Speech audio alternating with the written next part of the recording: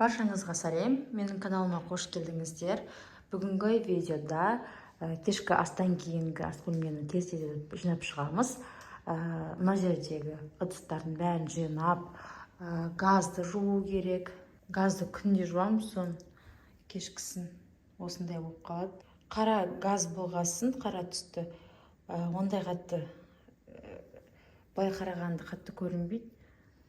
Ақ газға қараған. Мен осыдан бұрын ақ газ болған болатын. Бірақ осы енді бір күннің өзінде осыншама жиналып қалады. Осыны бәрін жинап тастап, жуып, ыдыстарды бәрін мүлдеде ретке келтіріп, бәрін тез-тез жинап шығу керек. Және де бүгін кухняға кішкене покупка жасаған едім. Тамақтарды салатын организация ретінде. Ары қарай сол видеоны жалғастыратын боламын. Менімен бірге болыңыздар.